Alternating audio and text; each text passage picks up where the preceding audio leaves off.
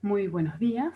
En este video voy a explicar los fundamentos del trabajo práctico de volumetría por formación de complejos. Vamos a comenzar recordando algunos conceptos básicos. Como ya saben, los complejos son asociaciones entre un ion metálico o átomo central con uno o más ligandos. Si tenemos un complejo del tipo M más L que da como resultado, pero es un complejo Ml, es posible escribir su constante de formación o estabilidad según esta ecuación, que se muestra aquí en pantalla. De igual manera, podemos escribir su constante de disociación o inestabilidad, la cual corresponderá a esta misma reacción, pero vista en sentido contrario, y numéricamente será igual a 1 sobre la constante de formación o estabilidad. Siguiendo con las definiciones, un ligando puede clasificarse de acuerdo a la cantidad de uniones que puede formar. De esta manera, ligandos como el fluoruro o el amoníaco son ligandos monodentados. Y por otro lado, los ligandos polidentados o multidentados son aquellos que pueden formar más de una unión. Un ligante multidentado o polidentado puede estar unido a un ion metálico de manera que se forme un anillo o quelato, en cuyo caso el ligante se llama agente quelante. Un señor de apellido Schwarzenbach observó que en la gran mayoría de los casos el complejo que incluye un anillo es más estable que el complejo similar sin él, y a este fenómeno lo llamó efecto quelato. En este ejemplo vemos dos complejos con el hierro. El de la izquierda es el complejo hexamin-hierro, que como el ligando es monodentado no tiene la capacidad de formar anillos. El de la derecha, por otro lado, es un complejo formado también por hierro como átomo central, pero también está constituido por 3 moléculas de etilendiamina, las cuales al complejar el hierro forman un ciclo cada una que le confiere mayor estabilidad al complejo. Los círculos verdes hacen referencia a estas estructuras con forma de anillo y no deben confundirse con el significado que tienen los anillos en la química orgánica. En este trabajo práctico estudiaremos las titulaciones con hepta, las cuales son por lejos el tipo más común, más frecuente de titulación complejométrica. Hepta es la abreviación de ácido etilendiaminotetraacético. Y bueno, aquí tienen representado un esquema del quelato que forma el hepta con un metal cualquiera M. Como pueden ver, el átomo central queda completamente rodeado por el hepta. El hepta forma complejos prácticamente con todos los cationes. Sin embargo, con el litio, el sodio y el potasio, las constantes de formación son muy bajas, por lo que no tienen utilidad en química analítica. Sin embargo, un aspecto que es muy importante resaltar es que los complejos que se forman entre el hepta y el átomo central están siempre en relación uno a uno, sin importar la identidad del catión y tampoco las cargas que tenga el mismo. El hepta, como su nombre lo indica, es un ácido. La estructura química de esta molécula es la que pueden ver en esta diapositiva. En rojo están marcados todos los hidrógenos acídicos. Por lo tanto, como pueden ver, es un sistema hexaprótico una vez que está en el agua, claro está. Esto quiere decir que además de formar complejos, el hepta participa en equilibrios ácido-base. Aquí pueden ver los valores que toman las constantes de acidez de cada uno de los protones que están en rojo, y a la izquierda tienen un diagrama que muestra la fracción de cada una de las formas protonadas del hepta en función del pH. Como se puede observar, la forma I4-, que es la que está aquí en la línea azul, marcada en azul, empieza a cobrar importancia a partir de pH 9,5, 10 aproximadamente. ¿Y por qué es tan importante esto para las titulaciones con hepta? Porque la especie que es capaz de formar quelatos es precisamente esta forma completamente desprotonada y no así el resto de las formas del hepta en el agua. Por lo tanto, si queremos conocer la capacidad que tiene el EPTA para esquelar metales a un determinado pH, lo primero que tenemos que saber es qué fracción del EPTA se encuentra completamente desprotonado, y para ello recurrimos al cálculo del alfa. Para cualquier valor de pH se puede definir alfa que nos permite calcular la fracción de EPTA que se encuentra en cada una de sus formas. Por ejemplo, la fracción de EPTA en su forma I4-, que I es la letra que se utiliza para denominar al EPTA, es igual a la concentración de la forma, el alfa entonces para I4- es igual a la concentración de la forma I4- dividido la suma de todas las especies de EPTA que participan en equilibrios ácido-base. Es decir, la concentración total de EPTA libre. Con libre nos referimos a EPTA que no está complejando ningún metal. Por ejemplo, en caso de que hayamos preparado una solución de EPTA para utilizar como titulante, la concentración de EPTA libre será igual a la molaridad de la solución. Una vez que tenemos calculado el valor de alfa para la especie I, bastará con multiplicarla por la concentración de EPTA libre en la solución, aquí, así, para tener la concentración verdadera de la especie I4- en la solución, es decir, cuál es la concentración efectiva de la especie completamente desprotonada. Aquí se muestra los valores de alfa para la especie I4- en función de los diferentes pHs. Estos valores fueron calculados para una concentración 0,1 molar de EPTA y a 20 grados centígrados. Como pueden ver, hasta pH 7, las concentraciones el valor que toma el alfa I4- es muy, muy bajo. Esto nos está indicando que no va a ser posible llevar a cabo titulaciones a pH por debajo de 7.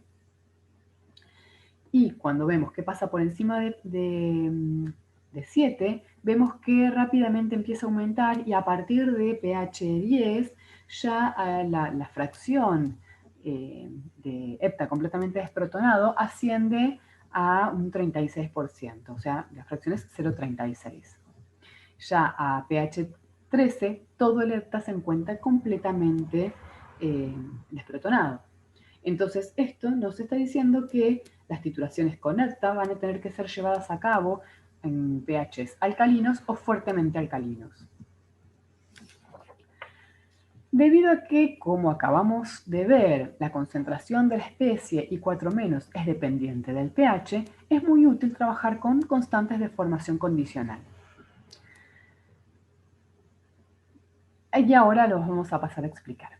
Consideremos la reacción de formación del complejo entre un metal M con N cargas positivas y la especie I4-.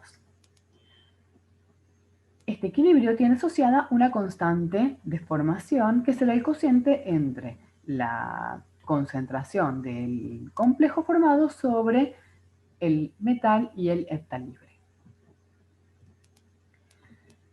Es posible, entonces, recordemos, como acabamos de ver, es posible escribir la constante, el valor del EPTA completamente desprotonado como alfa por la concentración del EPTA.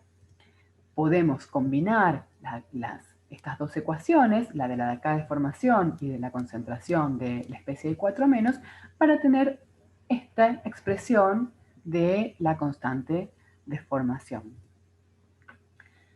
Si se fija, donde aquí ven que se puede reemplazar el I4- de la ecuación y lo reemplazamos por alfa por la concentración de EPTA. Si se fija el pH con un buffer, el valor de alfa para la especie I4- es constante y puede combinarse con la constante de formación de la siguiente forma. De manera que ahora tenemos esta nueva constante que es una constante de formación condicional. ¿Por qué? Porque está condicionada al pH.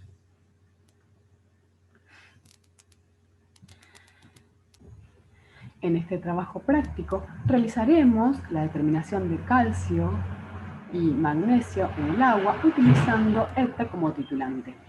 Como vimos antes, no podemos menospreciar el comportamiento ácido-base del EPTA. Por lo tanto, para saber a qué pH podemos realizar las titulaciones, miramos las constantes de formación condicional a diferentes valores de pH para calcio y para magnesio. Sin embargo, la pregunta que surge es, bueno, ¿qué constante es suficientemente grande como para que el error de titulación sea aceptablemente bajo? Supongamos que la concentración inicial del metal M2 que deseamos titular es de 0,01 molar.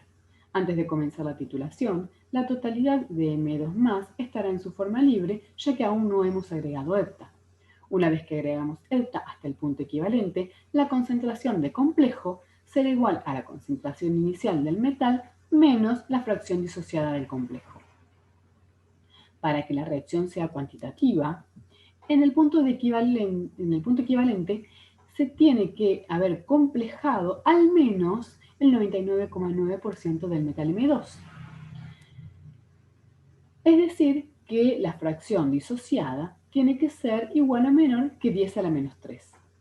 Por lo tanto, si escribimos la constante de formación del complejo en el punto de equivalencia, podemos reemplazar el numerador por C0 por 1 menos X y el denominador por C0 por X elevado al cuadrado, ya que la concentración del metal y de EPTA 4- son iguales. Reordenando y simplificando, y además despreciando 10 a la menos 3 frente a 1, queda que la constante de formación es 1 sobre la concentración inicial por la fracción disociada elevada al cuadrado. Si reemplazamos la concentración inicial por 10 a la menos 2 y la fracción disociada por 10 a la menos 3, me da como resultado que la constante de formación debe ser 10 a la menos 8. Pero como en realidad dijimos que para que la reacción sea cuantitativa tenía que ser igual o menor que 10 a la menos 3, entonces la constante de formación deberá ser igual o mayor que 10 a la 8. Volviendo entonces ahora a las constantes de formación condicionales para el calcio y para el magnesio con EPTA que habíamos visto antes, se puede observar que las constantes de formación para ambos metales son mayores que 10 a la 8 a partir de pH 10. Otro aspecto que tenemos que tener en cuenta en las titulaciones con EPTA es que tanto el EPTA como los complejos que forma son incoloros. Por lo tanto, necesitamos incorporar un indicador que nos marque el final de la titulación. En complejometría se utilizan los llamados indicadores metalocrómicos. Estos compuestos son moléculas orgánicas capaces de formar quelatos con metales y que además contienen un grupo cromóforo o formador de color.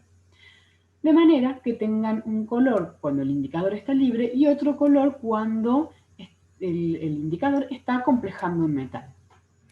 Es deseable que los indicadores tengan cierto grado de selectividad, es decir, que solo formen complejos con algunos pocos metales. Y otra de las características que tiene que tener es que la reacción con el ion metálico debe ser rápida y reversible. Y además, una cosa que es muy importante es que la estabilidad del complejo metal-indicador debe estar en el rango apropiado, ya que si es muy baja se cometerá mucho error y el viraje no será nítido, pero tampoco debe ser más alta que la constante de la formación del complejo metal titulante, ya que si sucede esto, el indicador no se va a liberar, nunca va a estar en su forma libre y no se va a producir el viraje de color que marca el final de la titulación. Ahora vamos a hablar de la dureza en el agua. La dureza en el agua es producida por los iones calcio más 2 y magnesio más 2.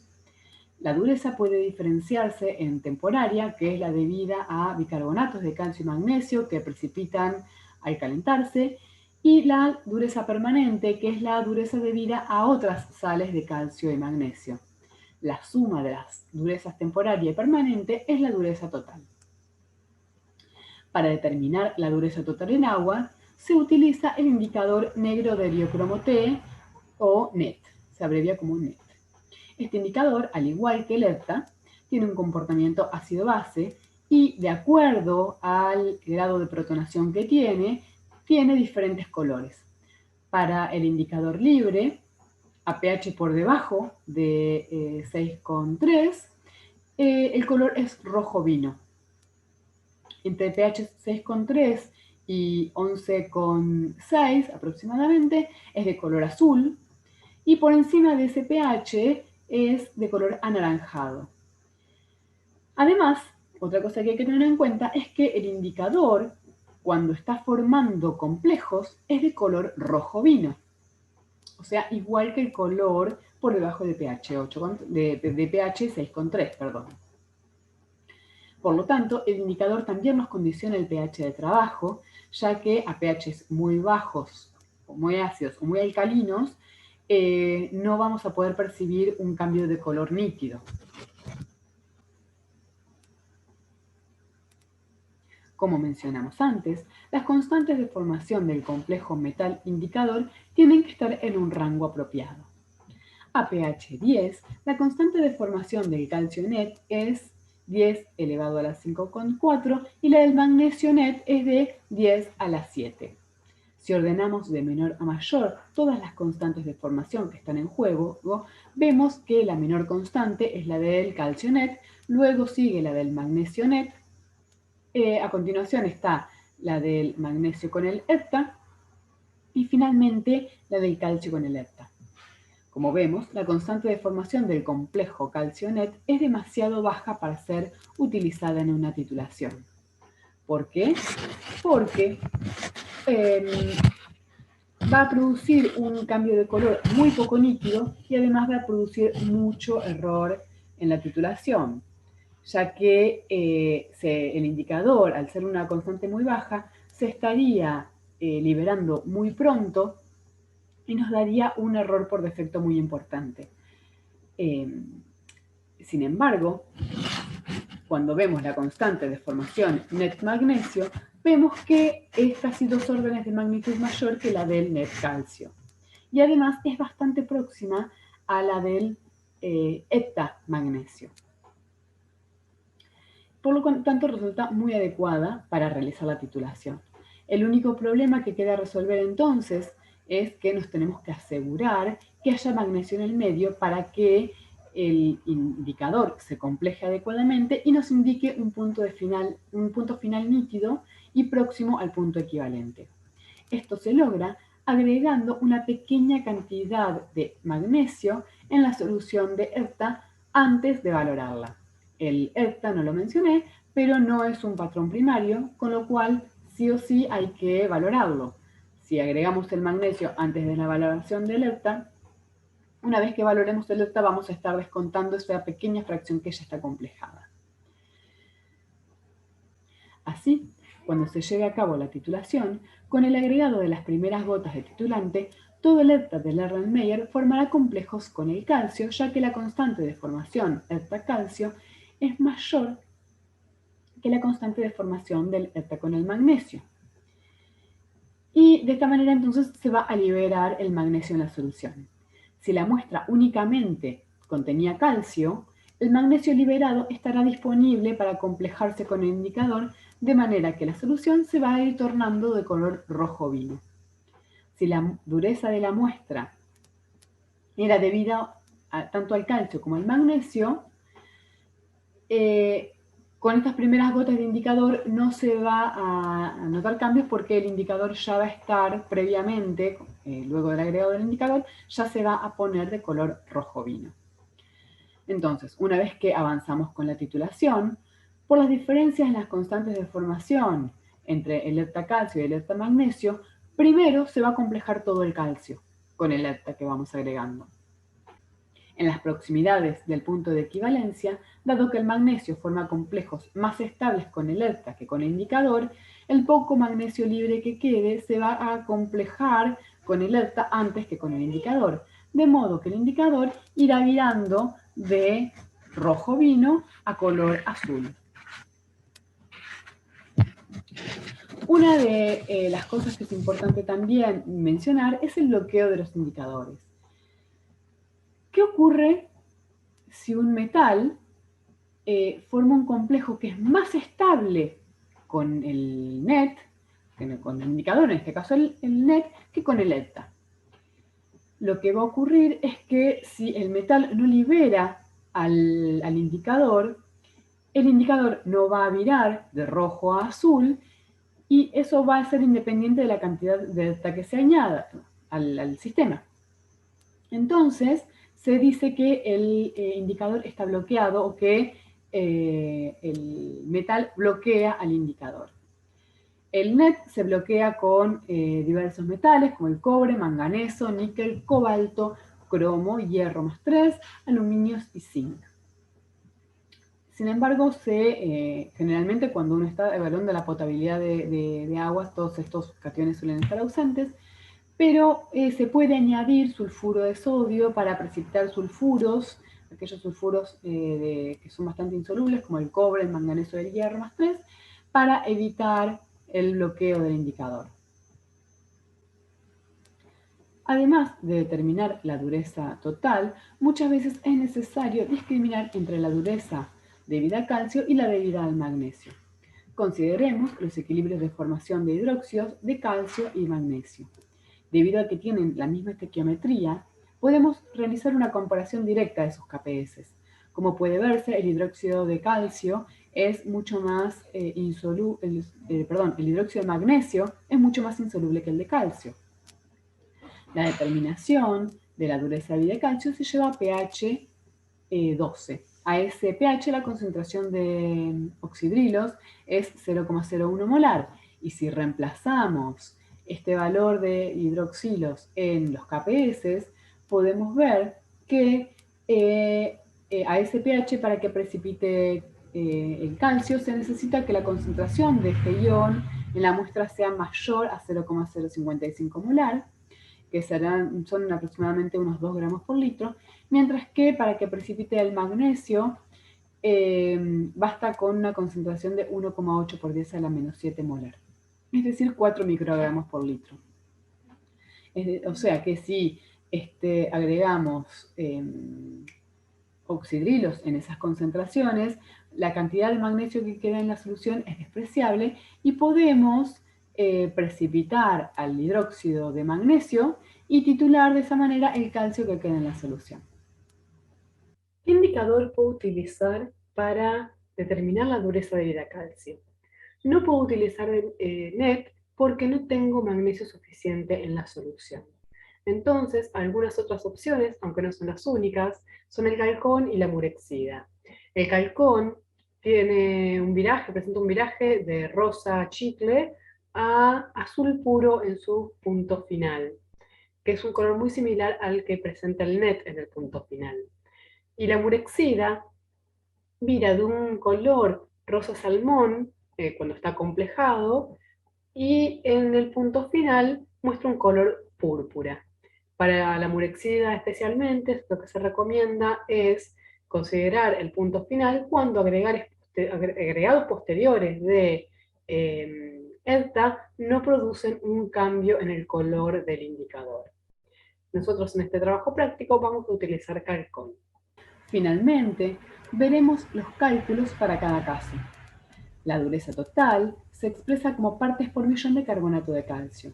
Entonces tenemos que volumen por normalidad por factor del ETA, en este caso es el ETA utilizado para realizar la titulación de la dureza total sobre esto dividido 1000 por 100,086 gramos de carbonato de calcio, que es un equivalente. Recuerden que el ETA se une a los metales en proporción 1 a 1 por 1000 miligramos por gramo, para pasarlo a miligramo, por 1 sobre el volumen de muestra, expresada en miligramos, por 1000 mililitros sobre litro, para expresarlo en miligramos por litro. Y esto nos da entonces los ppm de carbonato de calcio debido a la dureza total. En cuanto a la dureza debida a calcio, el resultado se expresa en miligramos de calcio por mililitro. Entonces, lo que haremos es el volumen utilizado en la determinación de la dureza debida a calcio, es decir, con el indicador calcón, por la normalidad, por el factor del ERTA sobre 1000, por 40,08, que es el peso equivalente del calcio para el caso de las titulaciones con ERTA, por 1000 miligramos por un gramo, para pasarlo a miligramo, sobre el volumen de muestra expresado en miligramos. Y esto nos queda entonces en miligramos de calcio sobre mililitro. Y en el caso de la dureza de vida del magnesio es similar el cálculo, solamente hay que tener en cuenta que en el caso del volumen se utiliza la resta entre el volumen utilizado para determinar la dureza total y el volumen de delta utilizado para determinar la dureza debida al calcio, y que se utiliza obviamente el peso equivalente del magnesio. En este caso, como las unidades son diferentes, en un caso es partes por millón de carbonato de calcio, en otro caso es miligramos de calcio por mililitro, no podemos calcular la concentración o la dureza del agua debido al magnesio por simple diferencia de los resultados, ya que nos daría un resultado erróneo. Sí o sí hay que restar los volúmenes y posteriormente realizar los cálculos. Bueno, esta fue la explicación de este trabajo práctico y nos estamos viendo.